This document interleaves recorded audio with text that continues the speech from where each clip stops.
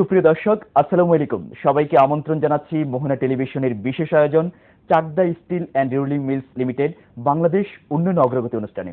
পুরো অনুষ্ঠান জুড়ে আপনাদের সাথে আছি আমি সাইফুল ইসলাম নয়ন।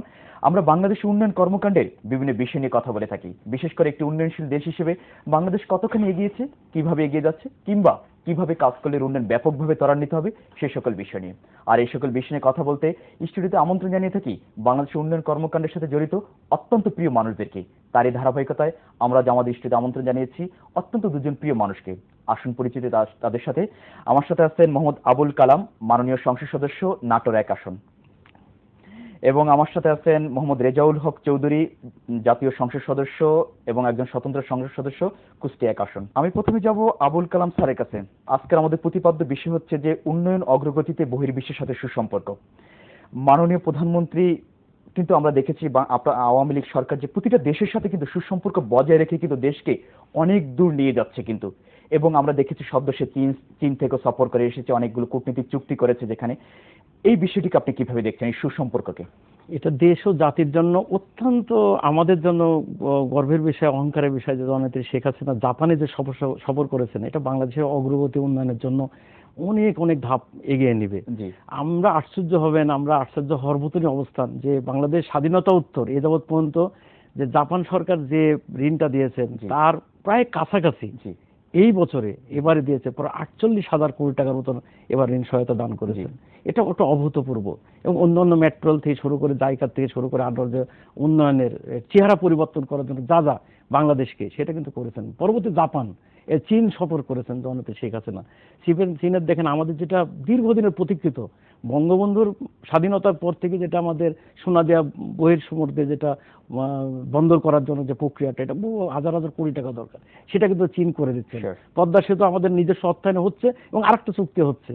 এবং এভাবে কর্ণফুলী ট্যানেল নির্মাণের থেকে শুরু করে যেটা বলে অন্যান্য যে দিকগুলো দিয়েছেন, এটা আমরা বলবো যে আজকে জননেত্রী শেখ হাসিনার একটা মানে তার দিক নির্দেশ এবং ভিশন 2020 এবং রূপকল্প 41 বাস্তবায়নের জন্য যা যা করা হচ্ছে আন্তর্জাতিক বহির্বিশ্বের সম্পর্ক, সেটা কিন্তু নেত্রী করে যাচ্ছেন। শুধু তাই নয়, আপনি দেখেন মালয়েশিয়া বলেন, সিঙ্গাপুর বলেন, অন্যান্য দেশ বলেন, পূর্বের যে দেশগুলো যেগুলো আমাদের সঙ্গে এশিয়া সাবকন্টিনেন্টের উন্নয়নের দিকে এগিয়ে যাচ্ছেন, সেই জায়গাগুলোর জন্য শেখ হাসিনা কিন্তু সঠিকভাবে তা বাস্তবায়ন করতেছেন এবং আমার দেশকে এগিয়ে নেওয়ার জন্য চুক্তিগুলো বাস্তবায়ন করছে। রেজাউল হক চৌধুরী স্যার, যেটা হচ্ছে যে আবুল কালাম যেটা বলছিল যে আসলে বহির্বিশ্বের সাথে বাংলাদেশের সরকার, বর্তমান সরকারটা সুসম্পর্ক সবসময় ছিল এবং আছে, এটা কিন্তু উন্নয়নের দিকে কিন্তু বাংলাদেশকে অনেক দূর এগিয়ে নিয়ে যাচ্ছে কিন্তু আপনার। তো কিন্তু কিছু একটা মানে গোষ্ঠী কিন্তু এখনো বলছে যে বাংলাদেশের সাথে, যেমন আমরা দেখেছি সদ্য যে ভারতে নির্বাচন হয়েছে সেখানে মোদী যেখানে জয়লাভ করেছে, এটা কি হয় আসলে? কারণ বাংলাদেশের সাথে ভারতের একটা সুসম্পর্ক ছিল, আসলে আওয়ামী লীগ সরকারের সাথে কেমন হবে আর কি? বাংলাদেশে আমাদের জননেত্রী শেখ হাসিনা যে উদ্দেশ্য, দেশকে কিভাবে স্বয়ংসম্পূর্ণ করা যায়, দেশকে কিভাবে উন্নতি করা যায়, সেই চেষ্টা তার মানে সর্বপ্রথম থেকে প্রধানমন্ত্রী হওয়ার থেকে শুরু করে তিনি আপ্রাণ চেষ্টা চালিয়ে যাচ্ছেন এই দেশটা কিভাবে উন্নতি করা যায়। জাতির জনক বঙ্গবন্ধু শেখ মুজিবুর রহমান এই দেশটাকে উন্নয়ন করার জন্য তিনি তার জীবন দিয়ে গেছেন এই দেশের জনগণের জন্য। তারই সুযোগ্য না জননেত্রী শেখ হাসিনা, তিনিও সেই চেষ্টা করছেন। তেনার উদ্দেশ্য, তার জীবন যতদিন তিনি বেঁচে আছেন ততদিন এই দেশটা কিভাবে স্বয়ংসম্পূর্ণ হতে পারে, এই দেশের গরিব দুঃখী মানুষ যাতে সুখে শান্তিতে জীবনযাপন করতে পারে, সেটাই তার লক্ষ্য এবং উদ্দেশ্য। এই ভারতের সঙ্গে এই রাষ্ট্রে খুবই সুসম্পর্ক ভালো হবে। নেত্রী যখন ভারতে যাবে, ভারতের প্রধানমন্ত্রী আবার আমাদের দেশে আসবে, তাদের সঙ্গে যে সম্পর্কটা গড়ে উঠবে, এই সম্পর্কের মাধ্যমে আমার দেশ আরো উন্নতির দিকে এগিয়ে যাবে। আচ্ছা, আবুল কালাম আজাদ স্যার, যেটা হচ্ছে যে আসলে প্রত্যেকটা দেশের সাথে বাংলাদেশ সরকার সুসম্পর্ক বজায় আছে, কিন্তু আমাদের এখন উন্নয়নের পথে যে সরকার যে চুক্তিগুলো করছে এগুলো সত্যি মানে অসাধারণ এবং এটা বাংলাদেশকে অনেক দূর নিয়ে যাবে। এই চুক্তিগুলোকে আপনি কিভাবে দেখছেন আর কি? আমাদের পররাষ্ট্র নীতিটাই হচ্ছে সবার সঙ্গে বন্ধুত্ব, কারোর সঙ্গে মিত্রতা নয়, কারোর সঙ্গে শত্রুতা নয়। সেই আলোকেই দেশ স্বাধীনতা জাতির পিতা বঙ্গবন্ধুর নেতৃত্বে যেমন আছে দেখেন, আর ভারত আজকের যে ভারত আমাদের স্বাধীনতার মহান মুক্তিযুদ্ধে সমর্থন দিয়ে আমাদের দেশ সাহায্য করেছে। পরবর্তী দেখেন বঙ্গবন্ধুর একটি কথায় তাদের কিন্তু সৈন্যবাহিনী ত্যাগ করে নিয়ে গেছে। ভারত হচ্ছে আমাদের সেই অপরিণত বন্ধু। অতএব ভারতের ন্যাশনাল পলিটিক্সের সঙ্গে যে সমস্ত জাতীয় নেতারা রয়েছেন, তারা যেমন ভারতকে ভালোবাসে, আওয়ামী লীগ কিন্তু বাংলাদেশকে ভালোবাসে। ভারতকে ভালোবাসার কারণে ভারতের সঙ্গে বাংলাদেশের অভ্যুদয়ের সৃষ্টির যেই সরকার আসুক তারাই সুসম্পর্ক রাখবে এবং সুসম্পর্ক রাখার মতো কাজ আমাদের সরকার করেন। যেমন এই যে কিছুদিন আগে আপনি দেখছেন গহীর অরণ্যে পাহাড়ি এলাকায় যে হাজার হাজার মানে যে মোটর সেল থেকে শুরু করে অস্ত্র উদ্ধার করছে, এটা ভারত বুঝে এই কারণে যে একটা সময় বিএনপি জামাত জোট ভারতকে যে তাদের 6টা প্রভিন্সকে সবসময় ডিস্টার্ব দেওয়ার জন্য যে চেষ্টাটা করতো, তারই কিন্তু রেজাল্ট কিন্তু এই মানে এই যে অস্ত্রগুলা। আর বাংলাদেশ আওয়ামী লীগ হচ্ছে ভারতের হচ্ছে অকৃত্রিম বন্ধু, আমাদের বন্ধু তাদেরও বন্ধু, যদিও আমাদের সমসাময়িক না, কিন্তু তারপরেও মনে করে গরিব বড় লোকের প্রশ্ন নয়, আমাদের মর্যাদার প্রশ্ন হচ্ছে আমরা বন্ধুত্ব, সেই বন্ধুত্ব অক্ষুণ্ণ থাকবে। এবং আমাদের পররাষ্ট্র নীতি আপনার শুধু ভারত নয়, আপনি সারা বিশ্ব দেখেন আমাদের সেটা আজকে পররাষ্ট্র নীতি যদি ভালো না হতো, এবং আমরা যে সমুদ্র যে বঙ্গবন্ধুর স্বাধীনতা 54,000 কিলোমিটার আমরা বাংলাদেশ, তার একটা সমপর্যায়ের কিন্তু সমুদ্র আমরা জয় করেছি সেটা কিন্তু, এবং আগামীতে 2014 সালে আরেকটা কিন্তু আমাদের আসবে, সেটা ভারতের সঙ্গে, সেটাও কিন্তু আমাদের পক্ষে আসবে, এটা ডিবার করার কোনো কারণ নাই, কারণ আমাদের ম্যাপ মানচিত্র আমাদের আসছে সারা বিশ্বের সঙ্গে। যেটা আজকের এই যে 5ই জানুয়ারি নির্বাচনের পরে আমাদের এখানে জামাত বিএনপি বা ওই কিছু বুদ্ধিজীবীরা আলোচনা করেছিলেন যে বহির্বিশ্বে স্বীকৃতি দেবে না, কিন্তু আজকে দেখেন আজকের প্রেক্ষাপটটা দেখেন, আপনার পদ্মা সেতু ওয়ার্ল্ড ব্যাংক কত টাকা দেবে, তার চেয়ে বেশি টাকা কিন্তু আজকে চীন, জাপান এবং অন্যান্য দেশ কিন্তু আমরা দেখেছি প্রতিটি দেশ কিন্তু সরকারকে সমর্থন দিয়েছে, প্রত্যেকটা দেশে কিন্তু ইতিমধ্যে আপনার কোন দেশের কথা বলেন, আপনার আমেরিকায় যদি বলেন, মানে আপনি মনে করছেন যে স্বচ্ছ এবং জবাবদিহিতার নির্বাচন হয়েছে। আবুল কালাম আজাদ তারই মানে সংবিধানের বাইরে তো যাওয়ার সুযোগ নেই, স্বতন্ত্র সংসদ সদস্য আছে, আমি তার মুখ থেকে বিষয়টি শুনতে চাচ্ছি যে স্বচ্ছতা এবং জবাবদিহিতার নির্বাচন নিয়ে আর কি। সরকারের যে 5ই জানুয়ারি যে নির্বাচন হলো, সেই নির্বাচনে স্বচ্ছতা যথেষ্ট আছে। আমাদের যে নির্বাচন কমিশনার যে সংবিধান মোতাবেক যে তফসিল ঘোষণা করেছেন, সেই তফসিল ঘোষণা অনুসারে আমরা যারা অংশগ্রহণ করেছি আমরা বৈধ হিসাবে অংশগ্রহণ করেছি, আমরা তো অবৈধ না। তিনি স্বতন্ত্র হিসেবে ভোট করেছেন এবং জয়লাভ করেছেন, দেখেন তাহলে সেটা আওয়ামী লীগ তো জিতে নেয় ওখানে, তাহলে একটু অসুবিধাটা নির্বাচন স্বচ্ছ জবাবদিহিতামূলক হচ্ছে, কারণ যদি স্বতন্ত্র হিসেবে ইনি আসতে পারতেন না, তো ইনি আসতে পারতেন না, ইনি বিপুল ভোটে জয়লাভ করে আসছেন। স্বচ্ছ নিরপেক্ষ না হতো তাহলে আমার পক্ষে যেটা সম্ভব হচ্ছিল না। রুলিং পার্টির বিরুদ্ধে স্বচ্ছ এবং নিরপেক্ষ ভাবে নির্বাচন করেছে, সেই নির্বাচনের কারণে তার প্রার্থী, সরকারের প্রার্থী আমি স্বতন্ত্র প্রার্থী হিসেবে জয়লাভ করেছি। আবুল কালাম আজাদ, যেটা হচ্ছে যে এখন আপনাদের একটা ভীষণ কিন্তু আছে যে এই সরকার, আপনারা এর আগের সময়ে 21-এর কথা বলেছিলেন, এখন আবার 41 এসছেন আপনারা। গত সরকার যেগুলো আপনার আশ্বাস দিয়েছিল সেগুলো কিন্তু পুরোপুরি কিন্তু বাস্তবায়ন ঘটাতে পারেনি, কিন্তু এখন আবার 41, সব মিলে কেমন হবে? আমি প্রথম বিদ্যুৎ সেক্টর, বিদ্যুৎ হচ্ছে একটা উন্নয়নের চাবিকাঠি, একটা বিদ্যুৎ সেক্টর যদি বিশ্বের একটি দেশে যদি বিদ্যুৎ স্বয়ংসম্পন্ন হবে, প্রত্যেকটা সেক্টর কিন্তু উন্নয়ন হবে। বিদ্যুৎবিহীন কোনো দেশ জাতি কিন্তু আগাতে পারবে না। আমার নেত্রী দেখেন, প্রথম আমরা যদি আলোচনা করি, আপনার যে বিদ্যুৎ সৃষ্টির থেকে শুধু 1909 সালে প্রথম এই উপমহাদেশে বিদ্যুতের উৎপাদন শুরু হয় ভারতে, কলকাতা 1909 সালে। আপনার 1909 সাল থেকে শুরু করে 2009 পর্যন্ত আমরা ধরি, এই British, east India company, Pakistan, বাংলাদেশের বহু সরকার, 2009 সাল পর্যন্ত আমাদের বিদ্যুৎ উৎপাদন ছিল সর্বোচ্চ 3400 মেগাওয়াট। আমার নেত্রী এই 5 বছর 2009-2014 আজ স্টিল নাও আজ পর্যন্ত 11,000 মেগাওয়াট বিদ্যুৎ উৎপাদন হচ্ছে। 7,000 মেগাওয়াট বিদ্যুৎ আজকে উদ্বৃত্ত হয়েছে 5 বছরে। তাহলে আমার ভীষণ 2024 পারবো না কেন? অবশ্যই আমরা স্যার ভীষণের কথা শুনবো, তার আগে ছোট্ট একটা বিরতিতে যাব। সুপ্রিয় দর্শক, আমরা যাব চাকদা স্টিল অ্যান্ড রিরোলিং মিলসের সৌজন্যে ছোট্ট একটা বিরতিতে। আশা করছি আমাদের সাথেই থাকবেন।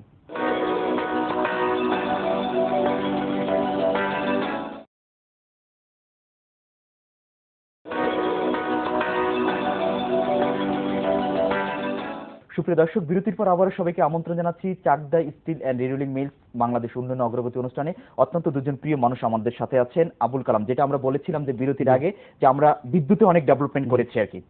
জি জি, আমি সেটাই বলছিলাম যে আমাদের 7,000 মেগাওয়াট, 7,000 মেগাওয়াট আমরা এই 5 বছরে আমরা উদ্বৃত্ত করেছি। 7,000 মেগাওয়াট যদি আমরা পারি, তাহলে ভীষণ 20 আমাদের মূল টার্গেট এখন 2021-এ আমরা করবো 24,000 মেগাওয়াট।